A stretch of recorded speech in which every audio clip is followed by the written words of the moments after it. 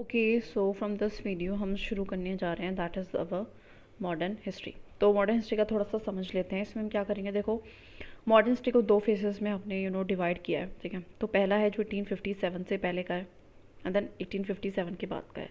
1857 में हम बेसिकली तीन टॉपिक पढ़ेंगे कि कैसे सबसे पहले एडवेंट कैसे हुआ यूरोपियंस का, देन हम पढ़ेंगे कि हमारा व्हाट वी कॉल की एक्सपेंशन कैसे हुआ, ब्रिटिश पावर कैसे जमी, एंड उसके बाद हम क्या पढ़ेंगे 1857 का बेसिकली वॉर पढ़ेंगे, ठीक है। और और क्या पढ़ेंगे हम 1857 की बात करें तो हम extremist phase, moderate phase, Gandhian phase और उन सब की एक्टिविटीज़ पढ़ेंगे। और एक बात जो है, और कुछ एक्टिविटीज़ चल रही होंगी इन दोनों की ही पैरेलल में, वो कि हमारी सोशल रिफॉर्म मूवमेंट्स हुई, ट्राइबल रिवॉल्ट्स हुए, पीजन रिवॉल्ट्स हुए, सिविल रिवॉल्ट्स हुए, तो वो सब भी हम पढ़ेंगे, ठीक है। तो इस तरीके से हमारी हिस्ट्री का बेसिकली स्ट्रक्चर आएगा। तो आज हम पढ़ेंगे एडवेंट, एक्सपेंशन पढ़ेंगे और थोड़ा सा इन चीज़ों को देखेंगे, थोड़ा सा सोशल और पीजेंट और सिविल, और नॉट सोशल नहीं देखेंगे, ट्राइबल, सिविल एंड पीजेंट का रिवॉल्व देखेंगे। एंड प्लस में हम अपना इकोनॉमिक इफेक्ट भी देखेंगे, जो कि मतलब एक पैनल वाला एक ओवरव्यू है पूरे इसका, ठीक है हमारा। तो थोड़ी सी कहानी देखेंगे, बाकी थोड़ी ओवरव्यू वाली चीज़ें देखेंगे। तो आगे बढ़ते हैं। तो सबसे पहला है एडवेंट ऑफ यूरोपियंस। सो कैसे हुआ और किस किस तरीके से हुआ, तो कौन कौन से यूरोपियंस हमारे यहाँ पे है, दैट इज़ पोर्चुगीज़ आए, ठीक है, पोर्चुगीज़ आए। उसके बाद हमारे आते हैं डच, उसके बाद आते हैं हमारे इंग्लिश, और लास्ट में आते हैं हमारे फ्रेंच, ठीक है। ध्यान रखना है, क्रोनोलॉजी है आने की। अब मैं वैसे बात करूँ तो हमारा जो कंपनी है वो कैसे कब इस्टेब्लिश हुई है, तो अगर बात करें तो पोर्चुगीज़ ईस्ट इंडिया कंपनी थी, वो हमारी इस्टेब्लिश हुई थी 1498 में। और वो बेसिकली वास्को ड गामा ही नहीं करी थी जब वो आए थे, और उनके हेडक्वार्टर कहाँ पे थे, कोचिन एंड गोवा में। पहले कोचिन में था, लेटर गोवा में हो गया था ये, ठीक है। इंग्लिश ईस्ट इंडिया कंपनी जो है वो 1600 में इस्टेब्लिश होती है, आती वो उसके बाद है, दैट इज़ डच के बाद आएगी, लेकिन इस्टेब्लिश पहले हो जाती है। तो उसकी जो फैक्ट्री है वो सूरत में इस्टेब्लिश होती है सबसे पहले, बॉम्बे में होती है वेस्ट की अगर हम तरफ देखें, और ईस्ट पे हम देखें तो कोरोमंडल, मसूलीपट्टनम, मद्रास एंड बंगाल, यहाँ पे इसकी प्रेजेंट होती है, ठीक है। अगर मैं बात करूँ डच ईस्ट इंडिया कंपनी की, जो कि 1602 में इस्टेब्लिश बाद में हुई, लेकिन आती पहले, वैसे बार बार मैं बोल रही हूँ। उसके हेडक्वार्टर कहाँ पे है, कोरोमंडल। ज़्यादा इसके ना ईस्ट कोस्ट पे होते हैं, आप देखो तो ईस्ट कोस्ट पे है, कोई वेस्ट कोस्ट पे है ही नहीं। क्यों? क्योंकि इसका रेलेवेंस हम आगे जाके समझेंगे। तो सारे इसी कोस्ट पे है, इस पे है भी नहीं है सच, ठीक है। And Danish east India company भी आती है 1660 में, लेकिन वैसे मैं बात बताती थी, इसका ऐसा नहीं बढ़ते बिकॉज इसकी ऐसी इंपॉर्टेंस नहीं है, और उसका बस बंगाल में एक बार प्रेजेंस रहती है। फिर हमारी फ्रेंच ईस्ट इंडियन कंपनी आती है, जो कि जिसकी मेन फैक्ट्री जो है सूरत एंड पौंडीचेरी में होती है, ठीक है। नोट करो, जो डेनिश कंपनी है वो force to sell all their settlement, उसको बेचना पड़ गया था अपनी जितनी भी सेटलमेंट है ब्रिटिश को 1848 में, 1845 में सॉरी। तो मतलब ज़्यादा इसका मेन रोल हमारी नहीं रहा है हिस्ट्री में। तो सबसे पहले हम बात करते हैं पोर्चुगीज़ का। तो बेसिकली केप टाउन के जो रूट है, बेसिकली इस वाले एरिया को थोड़ा इसको केप टाउन बोलते हैं, और इसका जो रूट है, इसके रूट से इंडिया आए, हमारा डिस्कवर हुआ था फ्रॉम यूरोप से इंडिया बाय हमारे किसने किया था, वास्को डामा ने किया था। ये रीच क्या था, पोर्ट ऑफ कैलिकट पे, ठीक है। एंड इसने रिसीव किया था हिंदू रूलर जो है, एक कैलिकट ने इसको रिसीव किया था, जिनको टाइटल मिला था जोमेरीन, ठीक है। तो हिंदू रूलर है, कैलिकट का है, और वो क्या, उसका टाइटल उसको मिला है जोमेरीन, ठीक है। और वहाँ पे उसने इस्टेब्लिश करे थे कुछ ट्रेडिंग स्टेशन, जो आया था कैलिकट में, कोचिन में, कन्नौर में, सारी इधर ही हैं, कैलिकट, कोचिन, कन्नौर, इस तरीके से। कोचिन जो है अर्ली कैपिटल थी हमारी पोर्टुगीज़ की, तो सबसे पहले जो है पोर्टुगीज़ की जो कैपिटल थी वो कोचिन थी, बाद में उसको जैसे मैंने बताया लेटर गोवा कर दिया गया था। फ्रांसिस्को अल्मेडा जो है, अल्मेडा से याद रखेंगे, वो पहले गवर्नर थे। उन्होंने इंट्रोड्यूस करी थी एक पॉलिसी ऑफ ब्लू वाटर्स, का मतलब है जो भी हमारी इंडियन, मतलब जो भी इंडिया से ट्रेड करना चाहता है, तो वाटर को बेसिकली ये क्या करना था, कैप्चर कर लिया था कि पहले यहाँ पे हमारी शिप्स खड़ी करके कि अगर तुम्हें इंडिया के साथ ट्रेड करना है तो हमसे लाइसेंस लेनी पड़ेगी, तो उसको कहते हैं पॉलिसी ऑफ ब्लू वाटर। उसके बाद जो एल्बर्ट क्यूकी आए थे, वो सेकंड गवर्नर थे, उन्होंने इंट्रोड्यूस करा था पॉलिसी ऑफ इम्पेरल्स। इम्पेरल्स का मतलब होता है अपनी एरिया को एक्सपेंड करना, अपनी पावर को बढ़ाना, ठीक है, एक्सटेंड करना। तो उन्होंने बेसिकली कैप्चर किया था Goa from the ruler of Bijapur 1510 में। एंड नीनो दो चून्हा जो है उसने ट्रांसफर करी थी अपनी कैपिटल को कोचिन से गोवा उस टाइम पे, एंड एक्वायर करा था दीव एंड बेसिन को कहाँ से, फ्रॉम बहादुर शाह ऑफ गुजरात, ठीक है, इससे कैप्चर किया था। आगे हम बात करें एल्फेंजो दी सुजो जो है, वो फेमस जीसस है। बेसिकली इसके टाइम पे बेसिकली जो क्या हुआ था, मेन जो इंपॉर्टेंट जो वर्क है वो ये हुआ था, जो फेमस एक सेंट थे फ्रांसिस्को जेवियर, वो आए हुए थे इंडिया में, और अकबर को बेसिकली इन्होंने ट्राई किया था कन्वर्ट करने के लिए हमारे क्रिश्चियनिटी में, ठीक है। तो जस्ट ऐसे ही, ठीक है। पोर्चुगीज़ जो पावर है वो बाद में डिक्लाइन हो जाती है by the end of 16th century. अब बहुत सारे कारण होते हैं इसके, जैसे कि वो थोड़े से ज़्यादा मतलब मोनोपोली वाले बंदे थे, थोड़े से वो ऐसे थे मतलब क्रूर थे, थोड़े से अपने रिलीजियस इंटॉलरेंस इनके अंदर नहीं थे, बहुत सारे मल्टीपल रीजंस थे। तो अगर मैं बात करूँ तो इन्होंने अपनी हुगली को खो दिया था, जैसे कि कैसे डिक्लाइन हुआ तो वैसे हम देख रहे हैं। जैसे कि हुगली जो है उसको ही खो देते हैं जब ये शाहजहाँ से बेसिकली का एक वॉर होता है, ठीक है। किंग ऑफ जो पोर्चुगल है वो बेसिकली अपनी जो बॉम्बे वाला पार्ट था वो दे देते हैं हमारे चार्ल्स सेकंड ऑफ इंग्लैंड को एज अ डॉयरी, बिकॉज अपनी बहन की शादी करते हैं, ठीक है। बाद में जो सेलेसेट एंड बेसेन था, ये दोनों जो चीज़ें थी मतलब जगहें थी वो मराठास इनसे कैप्चर कर लेते हैं, बिकॉज इस टाइम पे मराठास की पावर काफ़ी अच्छी होती है। उसके बाद वो सिर्फ उनके पास सिर्फ क्या रह जाता है, गोवा दीव एंड दमन रह जाता है, जिसको वो 1961 तक रखते हैं, ठीक है। तो ये ध्यान रखना है। आगे मैं अगर बात करूँ अगर डच की, तो डच की जो फॉर्मेशन है कंपनी की वो हमारी 1602 में हुई है, बाद द चार्टर जो भी डच पार्लियामेंट का लाया। उसके पास पावर्स थी कि कोई भी चाहे वॉर कर सकती है, कंक्लूड कर सकती है, ट्रीटीज़ कर सकती है, एक्वायर कर सकती है टेरिटरीज को, एंड फोर्टिफाई भी कर सकती है, ठीक है। उसके पास ऐसे पावर दी गई थी, मतलब एज अ कंपनी ही ये पावर ऑलरेडी गिवन की गई थी। तो डच बहुत सारी फैक्ट्रीज लगाती है, मोस्टली जैसे मैंने देखा था कि क्या लगाती है हमारी ईस्ट कोस्ट पे लगाती है, मसूलीपट्टनम में, पुलिकट में, सूरत एक वेस्ट कोस्ट वाला हो गया, बिसिमलीपट्टनम, कारिकाल, चिंसुरा, ठीक है, कासिम बाज़ार, पटना, बलोरे, नगापट्टनम, सारा याद नहीं करना बट थोड़ा बहुत ध्यान रख लेंगे, ठीक है। वैसे तो मैं तो कहती हूँ याद मत ही करो, ठीक है। तो बेसिकली जो डच है वो रिप्लेस, डच जब आए थे तो उन्होंने रिप्लेस कर दिया था पोर्टुगीज़ को as the most dominant power European trade में, वो बन गए थे, ठीक है, विद ईस्ट के साथ और इंक्लूडिंग द इंडिया। पुलिकट इनका मेन सेंटर था, बाद में नगापट्टनम हो गया था। डच कॉन्सीड टू इंग्लिश, बेसिकली उनकी जब डिफीट हो गया था बैटल ऑफ बदेरा होता है इंग्लिश के बीच में वर्सेस डच के बीच में सुप्रीमेसी के लिए, तो डच हार गए थे और उन्होंने फिर बोला था चलो इंग्लिश तुम इंडिया को रख लो और हम इंडोनेशिया को रख लें। वैसे हमेशा से इनका जो ध्यान है ज़्यादा इंडोनेशिया पे रहता। अगर हम बात करते हैं इंग्लिश की, तो इंग्लिश में अगर हम सबसे पहले बात करें तो इवन बिफोर जब कंपनी नहीं आई थी उससे पहले भी एक जॉन मिंडल हॉल करके एक बंदा था, फर्स्ट इंग्लिश मैन था जो कि अराइव हुआ था 1599 में, ओवर लैंड रूट के थ्रू आया था और उसका मेन पर्पस यही था कि हमें ट्रेड को बढ़ाना है। तो ये आया था ट्रेड रूट के थ्रू, मतलब ये पानी के थ्रू नहीं आया था, ये लैंड के थ्रू आया था और मेन इसका पर्पस वही था ट्रेड को बढ़ाना है।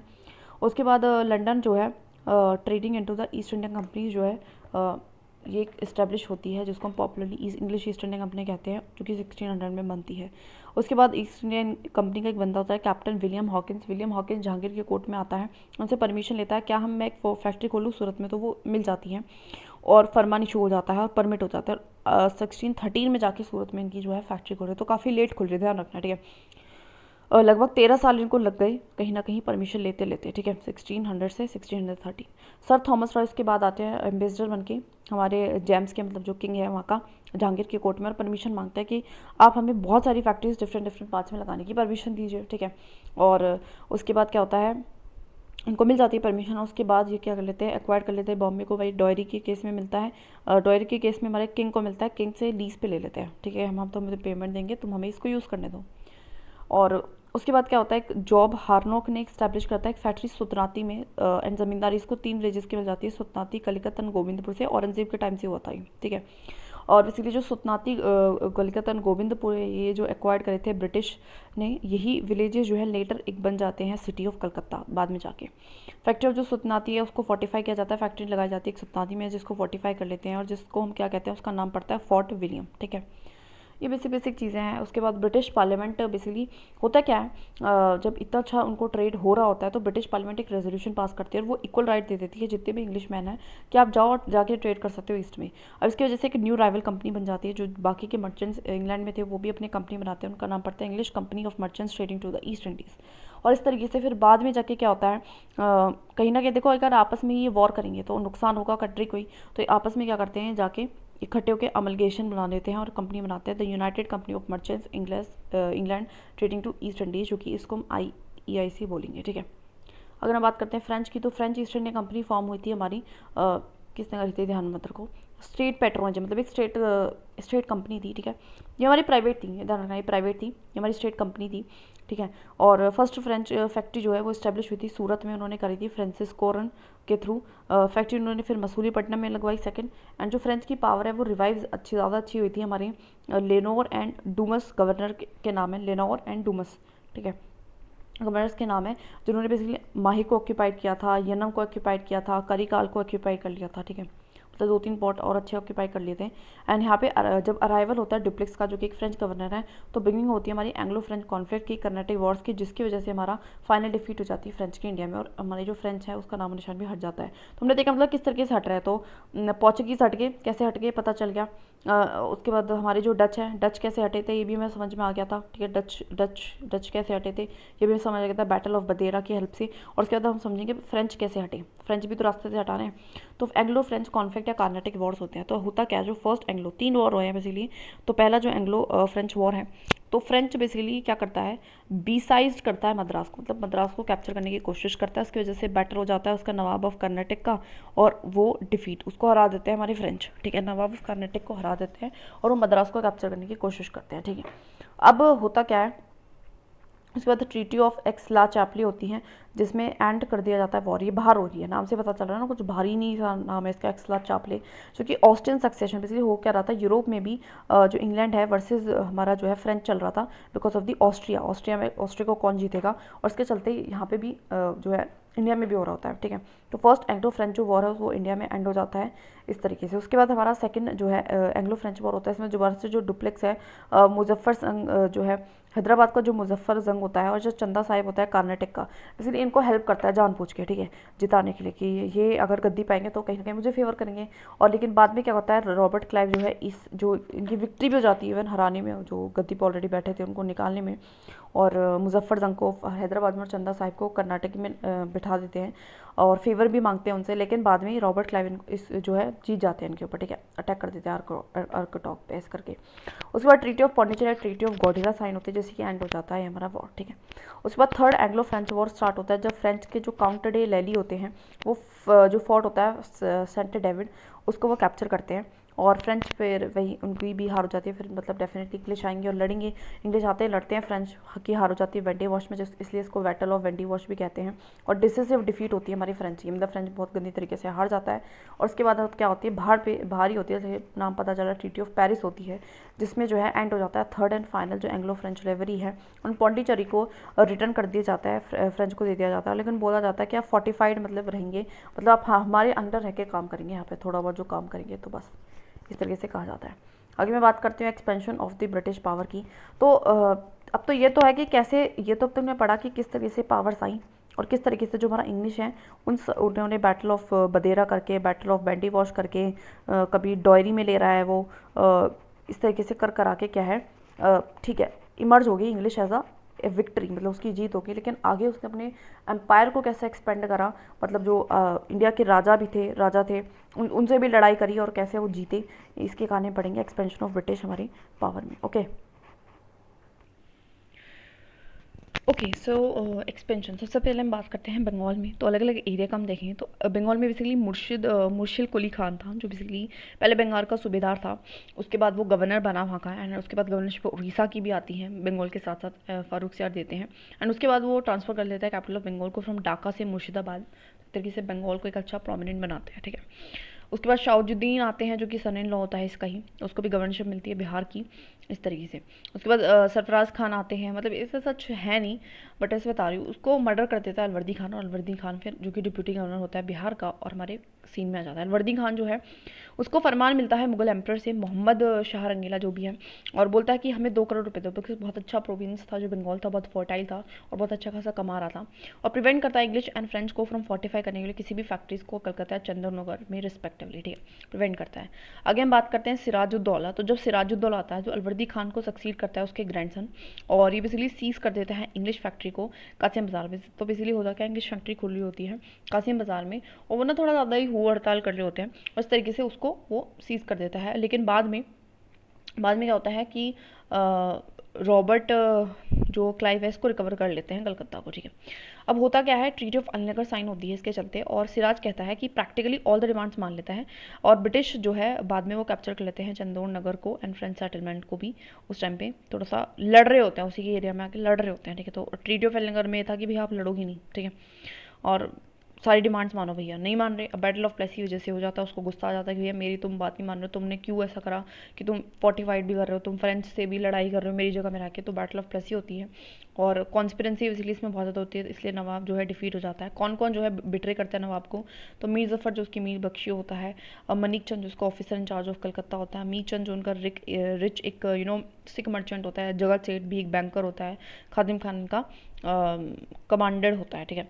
अब इस तरीके से करके जो है इन लोग इनको धोखा देते हैं और नवाब को हरा देते हैं। अब मीर जफ़र जो है वो नवाब गद्दी पे बैठ जाता है, जो कंपनी है वो उसको ग्रांट करता है, वो अनडिस्प्यूटेड बहुत सारे राइट देता है कि आप इजीली फ्री ट्रेड कर सकते हो बंगाल में, बिहार में, उड़ीसा में, और रिसीव कर सकते हो आप ज़मींदारी। 24 परगनास की जो ज़मींदारी है, इसका मतलब है कि रेवेन्यू कलेक्शन का काम भी दे दिया जाता है।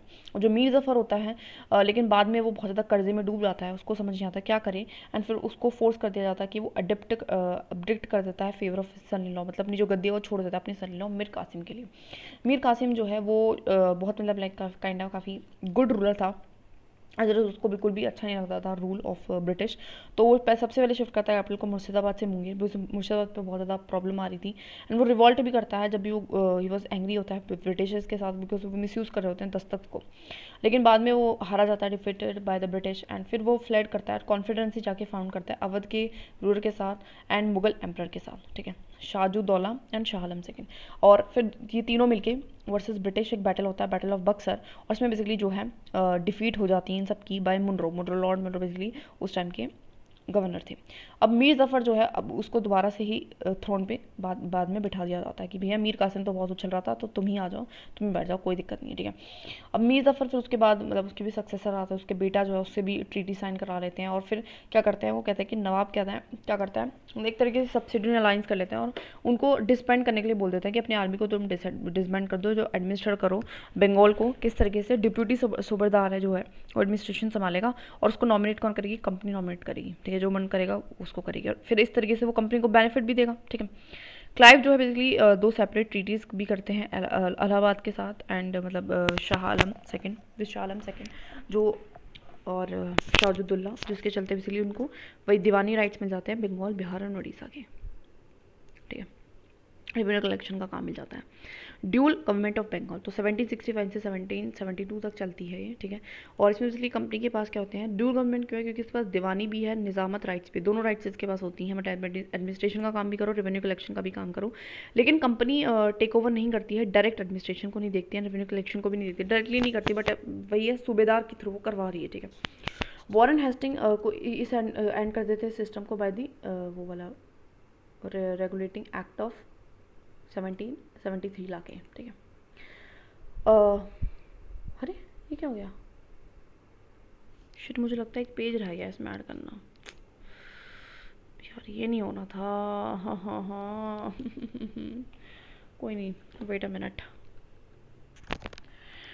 तो बेसिकली हुआ ही है कि मैं ना छोटा सा एक पैराग्राफ भूल गई हूँ। मैसूर यहाँ से शुरू होने वाला था, तो मैं लिख ही दूंगी उसको, मैसूर बेसिकली। तो मैसूर जो है हमारा उसमें अगर हम बात करें तो सबसे पहले हैदर अली था, ठीक है।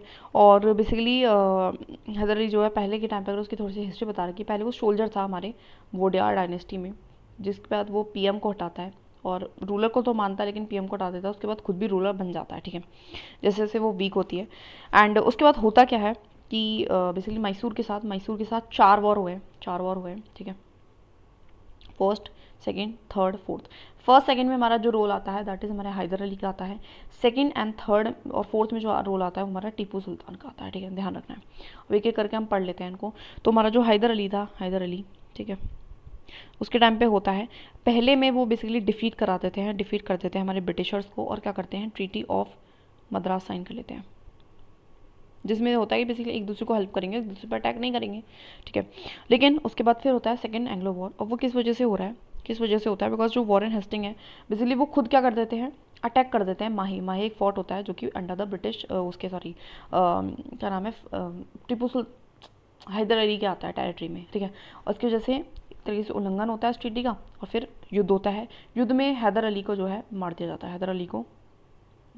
है, और उसके बाद क्या होता है कि टीपू सुल्तान से वॉर कंटिन्यू रहता है। बाद में जाके ट्रीटी हो जाती है इस पर भी, बिकॉज ठीक है, कोई जीत नहीं रहा था।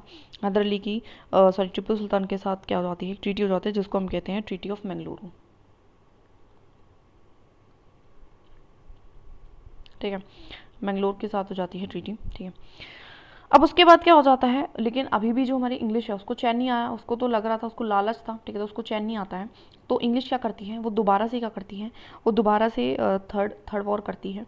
और इसमें वो क्या करती है बेसिकली, वो निज़ाम मराठा प्लस निज़ाम को भी मिला लेती है अपने साथ, और ब्रिटिश सब मिलके वर्सेस टीपू सुल्तान के खिलाफ हो जाते हैं। उनको भी लालच देते हैं, देखो अगर हम जीते तो देखो तुम्हें भी टेरिटरी देंगे। और इस तरीके से इसमें जो टीपू सुल्तान है उसकी हार हो जाती है, और उससे हाफ जो उसका किंगडम होता है वो ले लिया जाता है, और फिर इन तीनों में ही वो बढ़ जाता है तरीके से सब्सिडी लाइन्स के फॉर्म में। और उसके बाद फोर्थ हमारी जो वॉर होती है वो इसलिए होती है बिकॉज द रीज़न ओनली कि वो बहुत ज़्यादा इनसिक्योर होते हैं, बिकॉज जो हमारा टीपू सुल्तान है वो बहुत ज़्यादा लाइक फ्रेंच से वो प्रभावित था, और फ्रेंच को बहुत ज़्यादा पसंद करता था वो। जैसे कि क्या कहते हैं, मेंबर भी था जैकोबिन क्लब का, जैसे कि वो ट्री ऑफ लिबर्टी लगाता है अपने वहाँ पे, एंड बहुत ज़्यादा सपोर्ट भी करता है। और भी फॉरेन जगहों पे इसकी एम्बेसीज होती हैं अलग अलग कंट्रीज़ में, और इस तरीके से। और प्लस में मिलिट्री स्ट्रेंथ भी अच्छी होती है, कभी भी हमला कर सकता है। इन सारे चक्करों के चलते वो क्या करते हैं, ज़बरदस्ती फोर्थ एंग्लो मैसूर वॉर करते हैं और टीपू सुल्तान को मार देते हैं, ठीक, मार देते हैं। और फिर जितनी भी टेरिटरी है वो अपने कब्जा लेते हैं, सिंपल एनेक्स कर लेते हैं, दैट इज़ इट, ठीक है। तो ये मैं नहीं, अच्छा हाँ, वैसे नहीं था तो मैंने इसलिए खुद से सब कुछ बता दिया, ठीक है। एक मिनट, या तो ओके। तो फोर्थ, जैसे मैंने बताया था, फोर्थ एंग्लो वॉर में क्या होता है, लॉर्ड वेलेस्ले अटैक कर देते हैं जानबूझ के टीपू को, एंड देन टीपू को मार देते हैं। टीपू ओनली रूलर था जो कि बहुत ज़्यादा इंपॉर्टेंस देता था इकोनॉमिक स्ट्रेंथ को, एंड फाउंडेशन भी उसकी अच्छी काफ़ी थी मिलिट्री स्ट्रेंथ में। इसने इस्टेब्लिश करा था एम्बेसीज, जिसमें मैंने बताया बहुत सारी कंट्रीज़ में, फ्रांस हुआ, टर्की हुआ, ईरान में हुआ, पैगो में हुआ, एंड ट्री ऑफ लिबर्टी भी लगाया था अपनी कैपिटल सेरंगीपट्टनम में, एंड मेंबर भी था जैकोबिन क्लब का, ठीक है। अगर हम बात करें पंजाब की, तो देखो पंजाब में गुरु गोबिंद सिंह जो है वो 10th एंड लास्ट गुरु थे, जिन्होंने ट्रांसफॉर्म कर दिया था रिलीजियस सेक्ट को मिलिट्री ब्रदरहुड में, जिसको हम कहते हैं खालसा। क्यों हुआ था, बिकॉज ऑफ दी औरंगजेब के कारण, पिछली वीडियो में बात करी थी, ठीक है। होता क्या है इस टाइम पे कि इन्वेजन होता है नादिर शाह का, अहमद शाह अब्दाली का, और उसके चलते सिख क्या करते हैं, अपनी मिलिट्री पावर को काफ़ी बढ़ाने की कोशिश करते हैं, और स्ट्रॉन्ग पावर होकर इमर्ज होते हैं, ठीक है। होता क्या है, महाराजा जो रंजीत सिंह है उनमें मतलब बहुत सारे क्लेम्स में, लेकिन ये बढ़ जाते हैं। उसके बाद हमारा क्या होता है, महाराजा रंजीत सिंह सारे क्लेम्स को जोड़ता है, और एक ग्रेटेस्ट इंडियन रूलर होता है, और फाउंडर भी है सिख रूल का।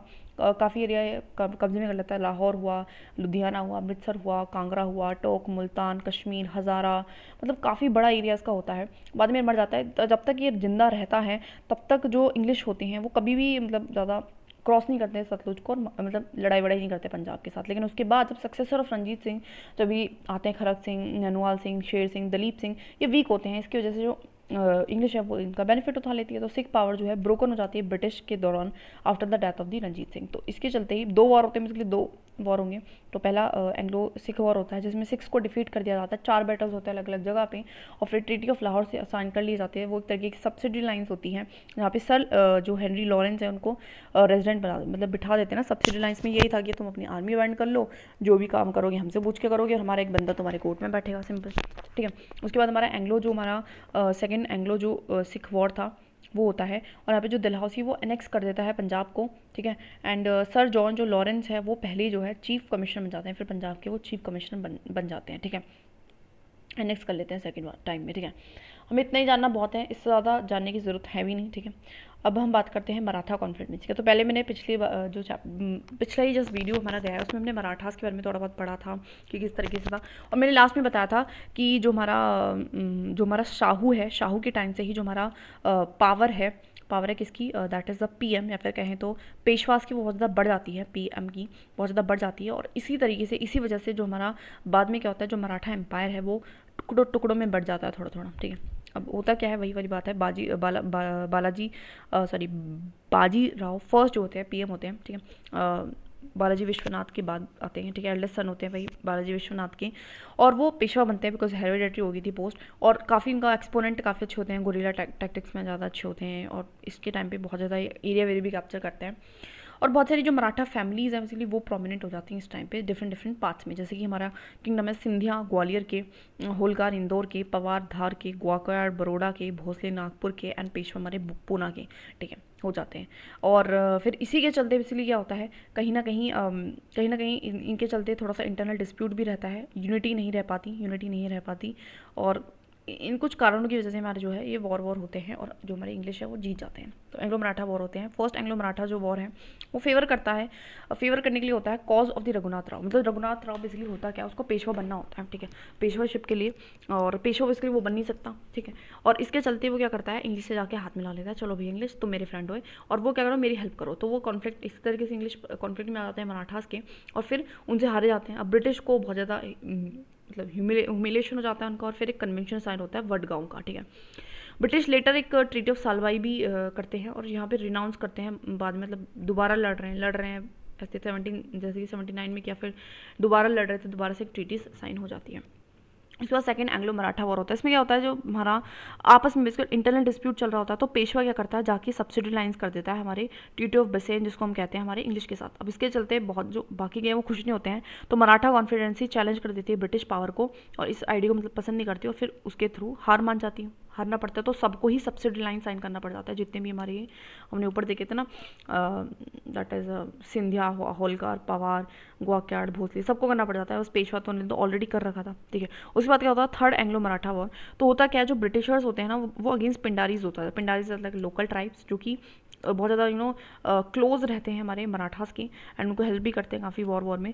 और इसके चलते वो एक तरीके से सोवरेनिटी पे एक अटैक समझते हैं जो मराठा चीज़ होते हैं, और इस तरीके से दोबारा से वॉर होता है। इस बार भी मराठा जो है डिफीट हो जाते हैं, और इस तरीके से पूरा जो उनका किंगडम है वो एनेक्स हो जाता है, ठीक है। Just a little story. तो अब ये हमारा कुछ चार्ट है जिसे बेसिकली हम समझने की कोशिश करेंगे, ठीक है।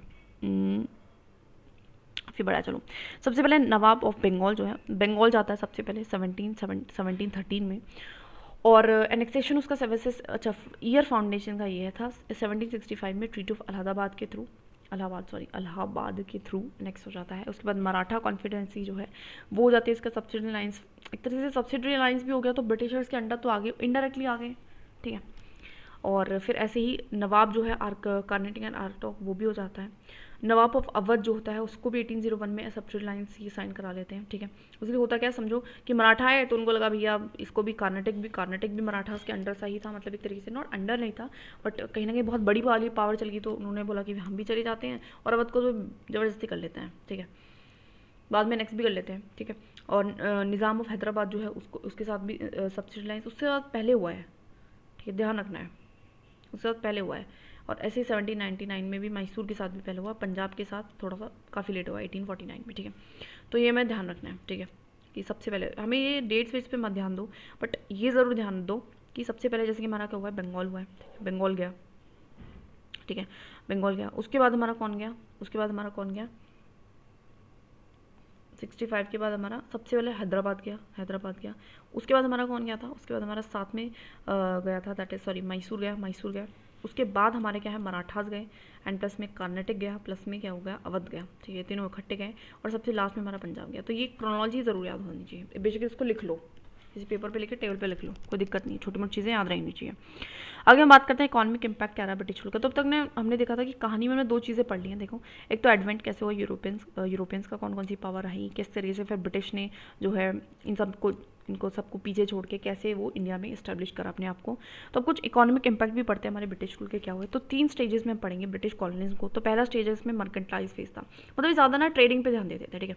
तो ईस्ट इंडिया कंपनी जो है वो यूज़ कर रही है अपनी पॉलिटिकल पावर को मोनोपलाइज करने के लिए ट्रेड को, तो वो ट्रेड को मोनोपलाइज कर रही है और अपनी टर्म्स में कराने की कोशिश कर रही है ट्रेडर्स ऑफ बंगाल से, ठीक है। और इम्पोजिशन कर रही है ज़्यादा महंगे प्राइजेस में, मतलब कर क्या रही है, यहाँ से तो सस्ते में लेगी बहुत ज़्यादा, ठीक है, और बेचेगी उसको बहुत महंगे में, इस तरीके से कर रही है। जो रेवेन्यूज़ आ रहा है बंगाल का उसको भी यूज़ करिए फाइनेंस करने के लिए अपनी एक्सपोर्ट को, मतलब जो भी पैसा आया, जैसे कि यहाँ से पैसा आया 50,000, तो 50,000 को से वापस क्या करेगी, 40,000 का सामान खरीद लेगी। वो पैसा हमारा था, इंडियंस का था, लेकिन उसी इंडियंस के पैसों से इंडियंस के सामान खरीद रही है और फिर इंडियंस को बेच दे रही है, फिर उससे पैसा कमा रही है। तो इस तरीके से कुछ सिस्टम सा चल रहा है इनका, ठीक है।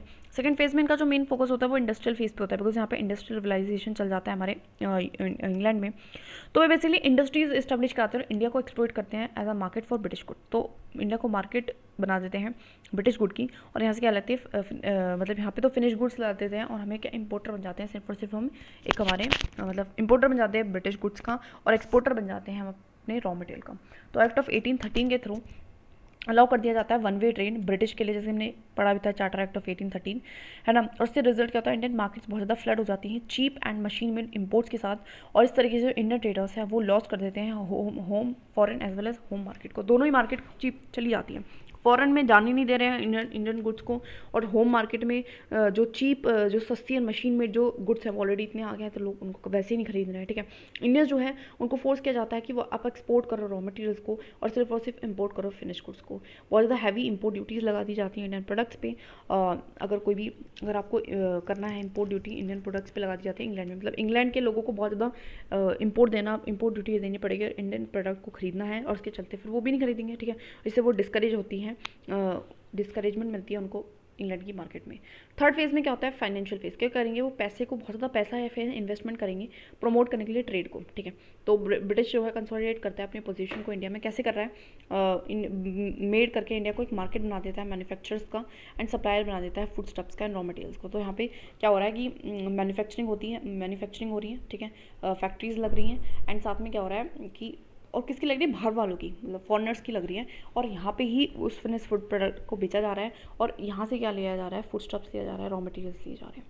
और इसी टाइम पे जो है थोड़ी सी इसी चीज़ को, ट्रेड को प्रमोट करने के रेलवेज आते हैं 1853 में, पोस्ट एंड टेलीग्राफ आता है 1853 में, बैंकिंग सिस्टम आता है 1818 में। तो ध्यान रखना सबसे पहले रेलवेज आए थे एंड पोस्ट एंड टेलीग्राफ आया था, ठीक है। बाद में हमारे जो है बैंकिंग सिस्टम आ रहे हैं, तो ध्यान रखना है, ठीक है। अवध कमर्शियल बैंक जो है सबसे पहला इसकी कमर्शियल बैंक 1881 में खुलता है। और हैवी ब्रिटिश इन्वेस्टमेंट्स भी होती हैं इंडिया में, जो कि बर्डन ऑफ पब्लिक डेप्ट जो है इससे बढ़ जाता है, मतलब बहुत ज़्यादा जो हैवी ब्रिटिश इन्वेस्टमेंट्स हो रही हैं, मतलब ब्रिटिशर्स जो है पैसा लगा रहे हैं इंडिया में, उससे कहीं ना कहीं बर्डन ही बढ़ रहा है पब्लिक डेप्ट का, उधार लेके लगा रहे हैं वो पैसा, तो अब इंडिया को ही तो वो चुकाना, इंडिया के लोगों को चुकाना पड़ेगा, ठीक है, तो बर्डन बढ़ रहा है। इंडस्ट्रीज़ भी एग्जिस्टेंस में आ रही है, 1907 से आई थी, जिसकी जो हमारा टाटा आयरन एंड स्टील है, ठीक है। ड्रेन ऑफ वेल्थ एक कंसेप्ट है जो कि दादा भाई नारोजी ने अपने book poverty and un British rule in India में लिखा है, एंड आर सी दत्ता ने इकोनॉमिक हिस्ट्री ऑफ इंडिया में लिखा है, बुक है। इसने ब्लेम करा है ब्रिटिश की पॉलिसीज़ को फॉर इकोनॉमिक इल्स के लिए, जो इंडिया की इकोनॉमिक इल्स है वो क्यों है, because of the British policies ऐसी हैं, ब्रिटिश की जो पॉलिसीज़ है वो एक तरफा हैं, वो बहुत ही ख़राब है हमारी इंडियंस के लिए, ठीक है। तो ड्रेन ऑफ वेल्थ का जो कंसेप्ट है वो बोलता है refers to a portion of national product of India. National product का मतलब है नेशनल इनकम, जो इंडिया का नेशनल इनकम है वो कहाँ जा रहा है, वो अवेलेबल नहीं है लोगों के कंजप्शन के लिए, मतलब हमारा पैसा हमारे लिए नहीं है, मेरी इनकम है वो मैं ही नहीं खर्च कर सकती, कोई और खर्च करेगा, ठीक है। और कॉन्स्टिट्यूएंट्स क्या है हमारी ट्रेन की, वो है एक्सटोर्शन बाय कंपनी सर्वेंट्स, जो है जो कंपनी के सर्वेंट्स हैं वो क्या कर रहे हैं, वो ले रहे हैं रूलर से, ज़मींदार से, मर्चेंट से, कॉमन मैन से ले रहे हैं, और पैसा ले रहे हैं, उसको फिर कहाँ भेज रहे हैं, अपने घर भेज देते हैं। तो इंडिया से जो पैसा है कमा रहे हैं, या फिर कमाए कहीं, या फिर नॉर्मली बोले तो कहाँ भेज दे रहे हैं, अपने घर भेज दे रहे हैं। जो परचेजिंग गुड्स हैं, जो खरीदारी, जैसे मैंने बोला था कि जो क्या करते थे ब्रिटिशर्स, करते क्या थे कि यहाँ से गुड खरीदते थे, इंडियन गुड्स को खरीदते थे, बाहर की मार्केट में बेचते थे, यहाँ पे सस्ता खरीदते थे, यहाँ पे महंगी में बेचते थे। अब यहाँ पे बहुत ही सस्ते में खरीद रहे हैं और यहाँ पे महंगे में जो है बेच रहे हैं, और खरीद किस पैसे से रहे हैं, उसी पैसे से रहे हैं जो कि इंडियंस का है अपने आप में, ठीक है। तो out of the revenues of the Bengal and exporting है, तो जो बंगाल की उनको ज़मींदारी मिली थी उसी पैसे से क्या कर रहे हैं, एक तरीके से लोगों का भला ना करके अपना ही कर रहे हैं, इसको इन्वेस्टमेंट कर रहे हैं, मतलब इन्वेस्टमेंट के लिए इंडियंस का ही पैसा यूज़ कर रहे हैं। ड्यूटी फ्री जो ट्रेड उन्होंने लगाया है, ब्रिटिशर्स को दिया है, उससे क्या हो रहा है, कॉम्पिटेटिव एज जो है ओवर इंडियन ट्रेडर्स मिल गए, मतलब क्या कर रहे हैं, जो ब्रिटिश के गुड्स हैं वो ड्यूटी फ्री, मतलब बिना किसी ड्यूटी के आ सकते हैं इंडिया में, ठीक है। और वहीं पर अगर हम बात करें जो इंडिया के गुड्स हैं वो इंग्लैंड में नहीं जा सकते, फिर किसी और कंट्री में भी नहीं जा सकते बिना ड्यूटी के, तो कहीं ना कहीं एक कॉम्पिटेटिव एज उनको मिल रहा है इंडियन ट्रेडर्स के ऊपर, ठीक है। और जो सब्सिडीज़ हैं, जो सब्सिडीज़ दी गई हैं ड्यूटी फ्री जो ट्रेड के लिए सब्सिडीज़ दे दी है कि भाई तुम आओ यहाँ पे जो है ज़्यादा क्या करो, एक्सपोर्ट करो, वो सब्सिडीज़ भी फाइनेंस कहाँ हो रही है, इंडियन ट्रेजरी हमारे खजाने से हो रही हैं। जो रेमिटेंसेज या सैलरीज जो आ रही हैं, जो अदर इनकम जो बाय कंपनी ऑफिशियल्स इंग्लैंड भेज रहे हैं वो भी हमारे पैसे से भेज रहे हैं। जो होम चार्जेस हैं, जो वहाँ पे बैठे हुए भी कॉस्ट ऑफ सैलरीज हैं, पेंशन है कंपनी के ऑफिशियल्स की, वो इंडिया में जो बैठे हुए हैं वो भी पेड हमारी ट्रेजरी से हो रहे हैं। जो हेफ्टी इंटरेस्ट है वो भी पेड जो हो रहा है ब्रिटिश इन्वेस्टर्स को, जो जिन जिन जिन कंपनी का जो कंपनी में जो पैसा लगा हुआ था बहुत सारे इन्वेस्टर्स का, तो उनको जो इंटरेस्ट देना पड़ता है वो भी इंडिया की ही ट्रेजरी में से दे रहे हैं। तो ये कुछ तरीके बताए एंड इफेक्ट्स भी बताया किससे क्या हो रहा है, स्टंट हो रही है हमारी जो ग्रोथ है इंडियन एंटरप्राइज की, वो कर नहीं पा रहे हैं, क्योंकि पता है कि भैया देखो कुछ भी फ़ायदा नहीं है कि आप एंटरप्राइज लगाओ, आप प्रोडक्ट बनाओ, आपके प्रोडक्ट को कोई खरीदने ही नहीं देगा, ना मार्केट, ना डोमेस्टिक मार्केट में, ना फॉरेन मार्केट में। तो उसके बाद फाइनेंस हो रहा है कैपिटलिस्ट डेवलपमेंट इंडिया में। जो कैपिटलिस्ट डेवलपमेंट का मतलब है जो इंडस्ट्रियल रिवोल्यूशन आया था ब्रिटेन में, तो उसका पैसा भी यहाँ से जा रहा है, ठीक है, और वो स्ट्रांग हो रहा है। हमारे यहाँ पे कोई भी फैक्ट्री लग नहीं पा रही है। इंडिया कैप्ट को एक जोन ऑफ फ्री ट्रेड रखा गया है कि यहाँ पे फ्री ट्रेड कर सकते हैं विदाउट, मतलब देखो घाटा भी तो हो रहा है ना, अगर यहाँ पे चीज़ आती तो कहीं ना कहीं हमारे जो इंडियन रूलर्स होते हैं उनके पास पैसा जाता। जैसे कि होता है ना कि इम्पोर्ट अगर हम आज भी करते हैं तो इम्पोर्ट करने के लिए आपको कुछ कस्टम देना पड़ता है, ठीक है, गवर्नमेंट को, और वो गवर्नमेंट क्या है वही बेनिफिट्स में, वेलफेयर में उसको यूज़ करती। लेकिन अब ये चीज़ हो ही नहीं रही है, बिकॉज इंडिया को as a free zone of free trade रख दिया गया है, और डेवलप अलाउ विदाउट, उसको डेवलप नहीं करने ज़्यादा था उसकी एबिलिटी, मतलब वो कम्पीट नहीं कर पा रहा है यार, सिंपल सी बात है। जो प्लांटेशंस है, माइंस है, जूट मिल्स है, banking, shipping, export import concerns है, वो प्रमोट कर रहे हैं system of interlocking capitalist firms manage by foreigners. और जो भी ये भी प्लांटेशंस, माइंस वगैरह जो भी बना है वो कौन कर रहा है, कोई भी वो नहीं है, मतलब जो उसका मालिक है वो सारे फॉरेनर्स हैं, वो सारे जो मैनेज कर रहे हैं वो सारे के सारे क्या हैं, फॉरेनर्स हैं, और वो इस तरीके से ड्रेन कर रहे हैं रिसोर्सेज इंडिया का, ठीक है। आगे हम बात करते हैं लैंड रेवेन्यू सिस्टम को। तो 3 टाइप के लैंड रेवेन्यू सिस्टम आते हैं। तो पहला है परमानेंट सेटलमेंट, ऐसे कहते हैं इस्ता, ममारी, सिथाई, बंदोबस्त, ठीक है। इंट्रोड्यूस होता है बंगाल, बिहार एंड उड़ीसा, मतलब जो ये वाला एरिया है हमारे इंडिया का, उसमें ये होता है। Districts of Banaras and northern districts में हमारे लॉर्ड कॉर्नवालिस करते हैं इसको। जॉन शॉर्न बेसिकली उन्होंने प्लान किया था, इसने इंट्रोड्यूस किया था।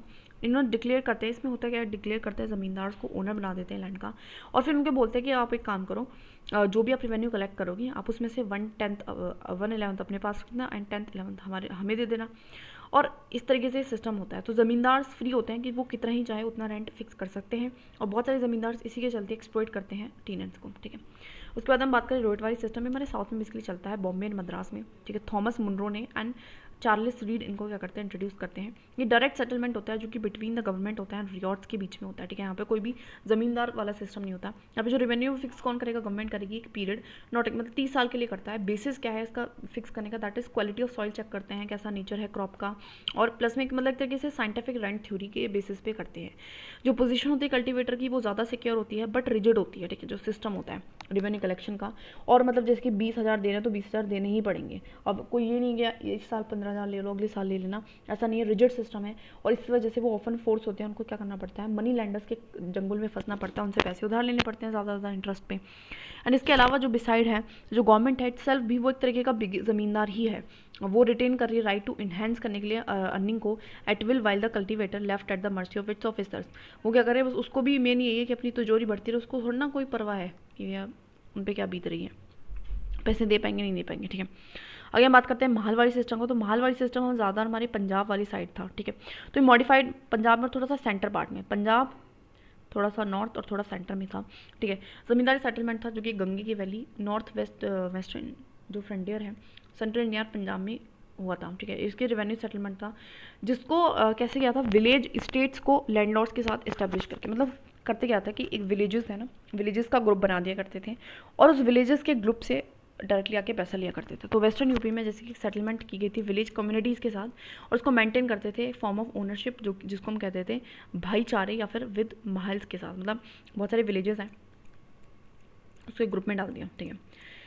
अब ब्रिटिशर्स आएंगे यहाँ से पैसे लेंगे, ठीक है। तो रेवेन्यू वॉज पीरियोडिकली यहाँ पे भी रिवाइज होता था। अब कॉलोनियल इम्पैक्ट क्या रहा हमारे लैंड रेवेन्यू सेटलमेंट का, तो कॉलोनियल इम्पैक्ट ये रहा कि लैंड सेटलमेंट जो है वो इंट्रोड्यूस हुई थी, मार्केट इकोनॉमी आ जाती है, ठीक है। जो पैसे मतलब जिसका मेन मोटिव है पैसा कमाना, और इससे जो कस्टमरी राइट्स है वो चले जाते हैं, जो कैश पेमेंट्स थी रेवेन्यू की वो इंकरेज होती है, और मनी लैंडिंग एक्टिविटीज़ वजह से बढ़ जाती है, मतलब बहुत ज़्यादा उधारी लेनी पड़ती है। इससे सोशल डिफरेंस भी बहुत ज़्यादा आता है। जो रिच है बेसिकली, जैसे कि जो रिच है वो रिच हो रहे हैं, जो पुअर है वो पुअर हो रहा है। जो रिच है उसको जस्टिस भी नहीं मिल, रिच को जस्टिस मिल पाएगा, एक्सेस कर सकता है, वो कोर्ट्स को डिफेंड कर सकता है अपनी प्रॉपर्टी को, वहाँ पे गरीब नहीं कर सकता। फोर्सेबल ग्रोइंग ऑफ, जान पूछ के फोर्स किया जा रहा है कमर्शियल क्रॉप्स आप ग्रो करो। जो फार्मर्स है उसकी वजह से जो पीजेंट्स है उनको क्या करना पड़ रहा है, अगर वो कमर्शियल क्रॉप्स उगाएंगे तो उनको जो फूड ग्रेन्स है वो तो खरीदने पड़ेंगे ना, वो भी महंगे खरीदने पड़ रहे हैं। स्टेबिलिटी जो है इंडियन विलेजेस की बहुत ज़्यादा टूट चुकी है, एंटायर जो है हमारी रूरल सोसाइटी है वो ब्रेकअप हो चुकी है। ये सारे इफेक्ट्स रहे। आगे हम पढ़ेंगे पीजन मूवमेंट्स वगैरह। Okay, so the topic is peasant movement. देखो इसमें ज़्यादा तक रटना ही पड़ेगा, कुछ भी कर लो। सो थोड़ा बहुत लॉजिक, इलॉजिकल लॉजिक लगा के रटने की कोशिश करते हैं। मूवमेंट्स एंड लीडर्स मेन है इसमें, ठीक है। तो सबसे पहले इंडिगो रिवोल्ट हुआ है हमारा, और बंगाल ये भी ध्यान रख लेना, विष्णु एंड दिगंबर विश्वास के यहाँ पे। तो बेसिकली इंडिगो नीला कौन है, विष्णु नीला है और दिगंबर नीला होता है, ठीक है। ऐसा कहते हैं नीला कौन है, इंडिगो कौन है, नीला है विष्णु, विष्णु में रखो विश्वास रखो, ऐसा याद रख लेते हैं। उसके बाद पबना हमारा बंगाल में हुआ, जिसमें ईश्वर रॉय, साबू पाल, खोड़ी मौला सब थे। तो बेसिकली रोए हैं पल पल मौला, ऐसे मतलब भगवान से बोल रहे हैं हम तो रोए हैं पल पल, ठीक है। एंड उसके बाद रामसोई मूवमेंट, तो राम से याद रखना है, महाराष्ट्र में है, वासुदेव बस बलवंत फाड़के।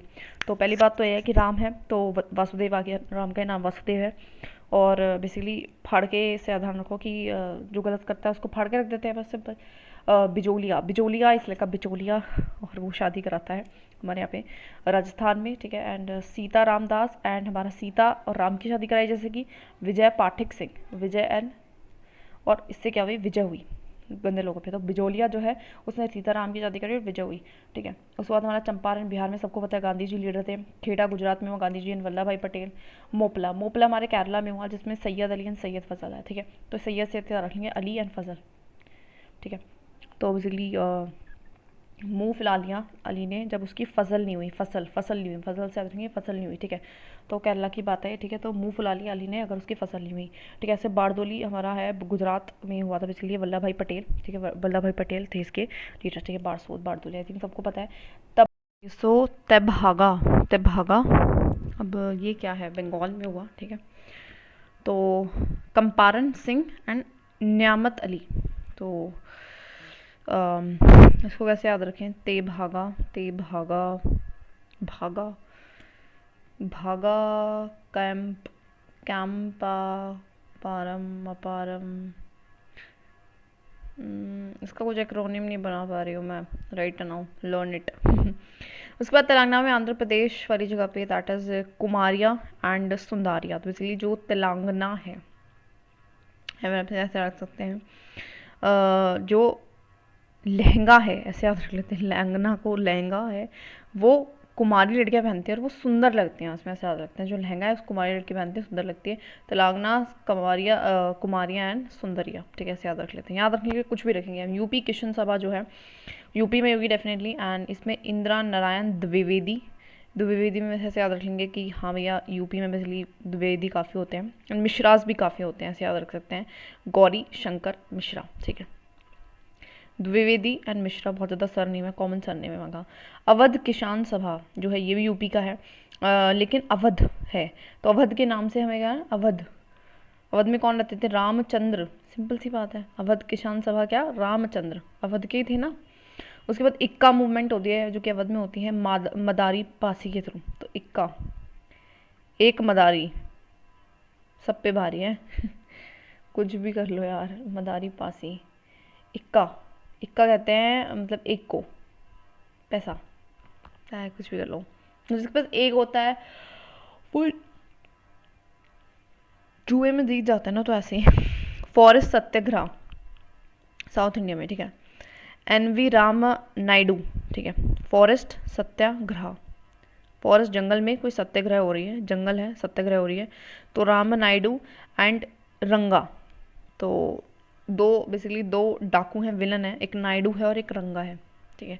फॉरेस्ट में बेसिकली है भी, रंगा तो एक था भी, मेरे को ऐसे याद आ रहा है, आई थिंक मैंने वो देखा था ना भाभी जी में, तो उसमें गुलफाम कली का जो भाई बनते हैं ना वो जग्गा एंड रंगा, रंगा करके, आई थिंक तुमने भी वो एपिसोड देखा हो, तो उसमें आता है रंगा नायडू, ठीक है। जैसे आदमी है, फॉरेस्ट जंगल के डाकू है ना।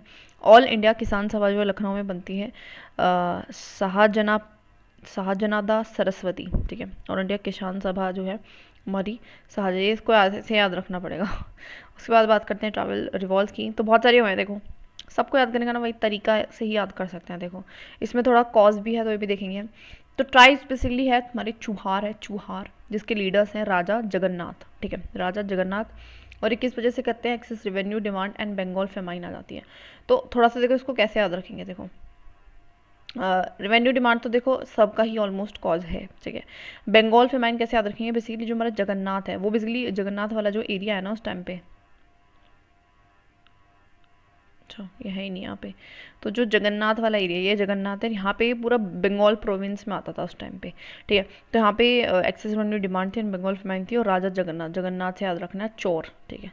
और चोर तो थे ही हमारे ये क्या, जगन्नाथ भगवान चोर थे ना, वो माखन चुरा के खाते थे, तो ऐसे याद रखेंगे, चोर, जगन्नाथ, बंगाल फेमाइन, ठीक है। भील्स, भील्स का सबको पता है लीडर सेवाराम था, सेवा राम, ठीक है, तो ऐसे भी कर सकते हैं। हमें याद करता कि भील बेसिकली क्या था, राम का मित्र था और उसने उसकी सेवा करी थी, तो सेवा राम, सेवा की राम की थी राम की भील्स ने। और एग्रेरियन हार्डशिप, और वो क्या करते थे, एग्रेरियन हार्डशिप के चलते, ठीक है। उसके बाद होस, होस थे जिनका लीडर का तो पता नहीं, बट ये सिंघभम की ब्रिटिश ने ऑक्यूपेशन कर ली थी, इस वजह से एक मेन कॉज था। सिंघभम से याद रखने हैं, सिंघभम एंड होस। सिंघम जैसे कि होश उड़ा देता है, होश, ठीक है, तो ऐसे याद रख लेंगे, होश सिंघम, सिंघम क्या उड़ा देगा, होश उड़ा देगा, ठीक है। रामोसी, रामोसी जो है हमारी ये हमारे चित्तूर सिंह, प्रताप सिंह, दत्यार सिंह एंड मैं पीछे ऊपर में आया था रामोसी आई थिंक, है ना, हाँ यहाँ पे आया था मूवमेंट का, रामोसी मूवमेंट है। एक और, अब एक ट्राइब है, ट्राइब का नाम है, ध्यान रखना है, ट्राइब का नाम है, इसको कुछ और से सुनते हैं, चित्तूर प्रताप धृत्य, ठीक है, तो हम ऐसे याद रख सकते हैं कि राम जो है वो चतुर भी थे, वो प्रताप भी था उनके अंदर, एंड वो धैर्य भी थे, ठीक है, धनुषधारी, और ब्रिटिश रूल से परेशान हो, जैसे कि कोई फॉरेन जैसे उनकी टेरिटरी में आ गया है तो वो डेफिनेटली परेशान होंगे, तो इस तरीके से उससे परेशान थे, ठीक है।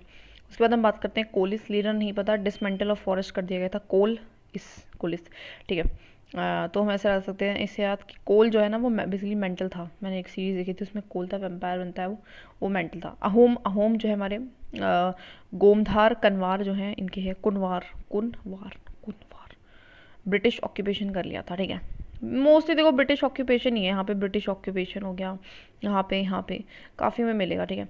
अहोम, अहोम, होम मतलब होम पे कब्जा कर लिया, एंड फिर उन्होंने क्या करा, उन्होंने गोमधर कर लिया, गोमधर मतलब धरना, धरना, धरना लगा लिया, मतलब ऐसे याद रख सकते हैं, ठीक है। पूरे कुनवे ने जो है उनके होम पे हुआ कब्जा, और इस वजह से पूरे कुनवे ने लगा लिया, ठीक है, स्ट्राइक पे बैठ गया वो, ठीक है।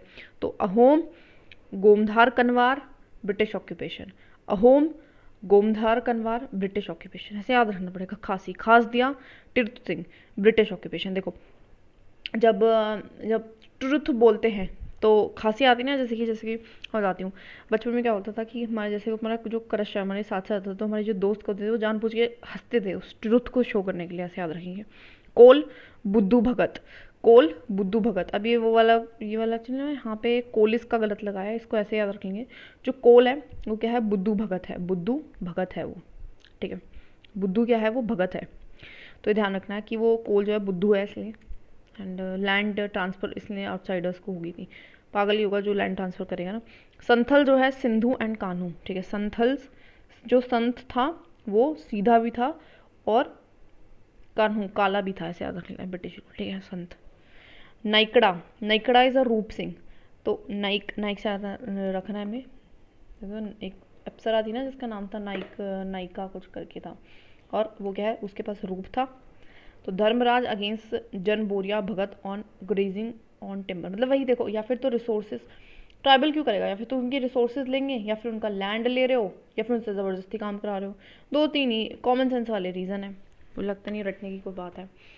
ऐसे भूयान एंड जुआंग, तो भू एंड जू, रत्न नायक एंड धरनी नायक, ठीक है। तो अब इसको कैसे याद रखेंगे, देखो भू मतलब ज़मीन, एंड जुआ मतलब जुआ, है ना। तो बेसिकली जो भू भू मतलब ज़मीन जो है वो रत्न है, एंड जो अगर कोई जुआ खेलेगा तो उस पर धरनी लगा दो, ठीक है, वो धर्म के खिलाफ है, ऐसे याद रख सकते हैं, ठीक है। तो भूयान, रत्न नायक, जुआंग, धरनी नायक, नायक नायक दोनों हैं।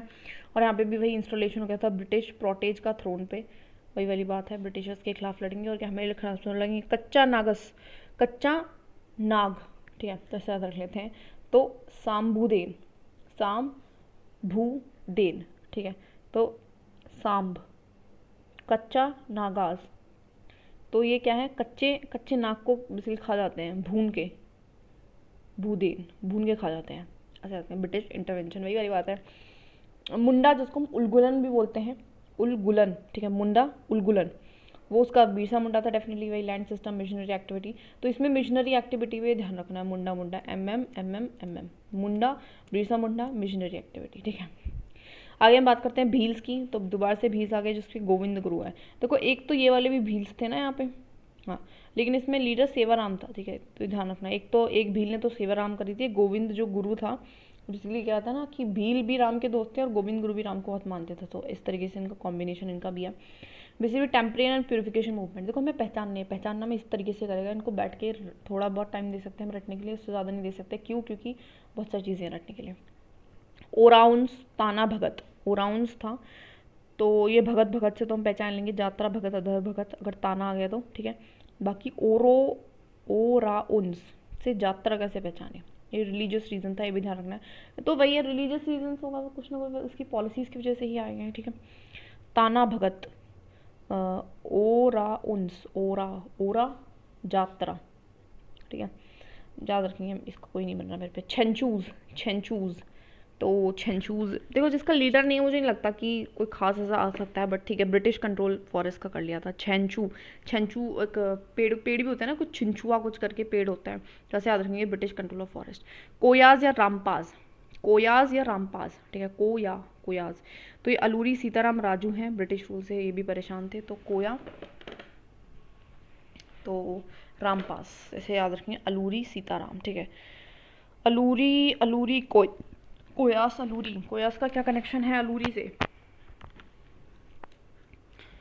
मेरे को नहीं बन रहा इसका याद रखना ठीक है। नागा इसका है जादू नंग एंड रानी गेद इंडल्यू, अजीब सा ही नाम है बट ठीक है। तो नागा, हाँ एक और नागा थी ना शायद, ये कच्चा नागास थे, कच्चा नागा भून के खा गए थे ना, कच्चे नागों को भून के खा रहे थे, वो अलग चीज़ है। यहाँ पे सिंपल नागा है, जादू ननंग है, जादू, अच्छा इन पे जादू आता है, जादू करके किसी को कर दिया नंगा, किसने? हमारे गेडिनिल्लू खुद भी गंदा था, उसने जादू करके कर दिया नंगा किसी को। तो reformist movement later directed against excess of, वही एक्सेस ऑफ ब्रिटिश रूल है उसके खिलाफ ही सारी मूवमेंट्स। आगे आ जाते हैं सिविल रिवॉल्ट्स पे। तो देखो अब तक हमने रिवॉल्ट्स पढ़े हैं, दैट इज हमने ट्राइबल पढ़े हैं और हमारी पीजेंट्स पढ़े हैं। तो ट्राइबल देखो पीजेंट्स क्यों परेशान रहेंगे, क्योंकि कहीं ना कहीं उनको कमर्शियल क्रॉप ज़बरदस्ती उगाने के लिए बोल रहे हैं, बहुत ज़्यादा उनसे कुछ मांग रहे हैं, ठीक है, रेवेन्यू टाइप में, इसलिए। एंड ट्राइबल क्यों परेशान होंगे? ट्राइबल परेशान होंगे कि भैया वो परेशान है, सिंपल ट्राइबल परेशान है इसलिए परेशान है, ठीक है। सिविल रिवॉल्ट जो है वो सन्यासी है सबसे पहला, जो कि रिलीजियस मॉन्क्स कर रहे हैं, तो उनका तो नाम ही पता चल रहा है, जो सन्यासी है तो कहीं ना कहीं रिलीजियस मॉन्क्स हैं, और वो अगेंस्ट किससे होंगे? ब्रिटिश जो भी रिस्ट्रिक्शंस हैं, जो भी ड्यून उनकी पेजेंट्री के। कत्ता भूमान रिवॉल्ट, तो कत्ता भूमान रिवॉल्ट जो है वो हमारा वीरा पांड्या करता है, ठीक है। Kattabomman against imposition of British sovereignty, तो वो बहुत ही कट्टर थे, वो किसी की सोवरेनिटी नहीं अडॉप्ट करना चाहते, इसलिए कट्टा बोमान ने क्या कर दिया? वीरा मुंडा, वीर भी था, कट्टर भी था, वीर भी था, तो कट्टा बोमान रिवॉल्ट करा वीरा पांड्या ने against was British sovereignty. Paika revolt होता है बाय बख्शी जगाबंधु, तो बख्शी के थ्रू होता है, ठीक है, पैक बख्शी के थ्रू, वही है British occupation venue policy. Velu Thampi जो रिवॉल्ट होता है वो अगेंस्ट ब्रिटिश एक्सटॉर्शन ही होता है, ठीक है, त्रवणकोर में हुआ है, अच्छा ये भी ध्यान रखना। वेलुथम्पी जगह का भी नाम है, I think. Kittur revolt Karnataka में भी हुआ है अगेन, तो किट्टूर हुआ है हमारे Chennamma and Rayappa against the British interference in Kittur, तो किट्टूर में बहुत ज़्यादा इन्होंने कहा था कि भैया हम इंटरफेरेंस करके रहेंगे, और ये बोल रहे थे कि भैया तुम करके दिखाओ, तो बिल्कुल रहता ना, कुट्टा हो गए वो, कुट्टा तो बचपन में करते थे, मैं तुम्हारा दोस्त नहीं कुट्टा, जो चिन्नमा है और जो रयापा है ब्रिटिश से, ठीक है। तो चिन्नमा इनको चुगली लग गई एकदम से, चिन्मिनाहट लग गई एकदम से, एंड रयापा फिर वो रह नहीं पाए और फिर उन्होंने ऐसा ऐसा कर दिया। तो किट्टूर, इनको बार बार इनको बोलेंगे तो हो जाएगा याद, Kittur revolt, Chennamma, Rayappa, British interference, Kittur. Pagalpanthis, वह देखो नाम भी अच्छा है इसका, तो पागलपंथी कर रहे हैं, तो ये हमारे करम शाह एंड टीपू ने करा, तो किसी के कर्म ही गंदे होंगे, टीपू के कर्म गंदे थे ऐसे बोलते थे, वो पागल फिर वो बन गया, ठीक है, कुछ भी लगा लो यार, रिलीजियस नेचर का था, ठीक है, तो पागल ही होगा जो रिलीजियस के नाम पे लड़ रहा है। तो इस तरह से राजू, उसके बाद राजू एक रिवॉल्ट है, ये हमारा कौन करता है? बाय बीरा भाद्रा राजू के नाम से राजू, ठीक है। फरीजी हमारे हाजी सरीतुल्ला एंड दादू मियाँ करते हैं फॉर कॉज ऑफ टीनेंस, तो इनका देखो इसका नाम ही उर्दू है फरीजी, ठीक है ना, फरीजी जो धोखेबाज है एक तरह से, फरीजी उसको कहते हैं। तो यहाँ पे दो मुस्लिम्स के जो है तुल्ला और दादा मियान है ना, इस तरह से याद कर लेते हैं। सत्यवंदी ये हमारा फोंड सवंत एंड अनन साहिब ने किया था अगेंस्ट द ब्रिटिश रूल। सत्तावंडी, ठीक है, सत्तावंडी। कुकू, कुका, सॉरी कुका, ये हमारे जगत जवाहर माल या सियान साहिब ने करा था पंजाब में। कोका, इसे याद रख लेते हैं कि पंजाब में कोका कोका गाना चलता है ना ऐसे। और भगत, भगत सिंह भी वहाँ के तो ऐसे रहते थे, भगत, जवाहर माल, और माल भी है लोगों के पास, और सियान साहिब, ठीक है। Gadkari, Gadkari against revenue policy में था कोल्हापुर में। पोलीगर, पोलीगर करनूल में है, करनूल, ठीक है, बाय नरसिम्हा रेड्डी। तो पोलीगर, पोलीगर, पुलिप, पुलिप, रेडी, रेडी याद रखना है, पुली, पुली, पुली, कुछ भी रख लो यार, याद बहुत हुआ।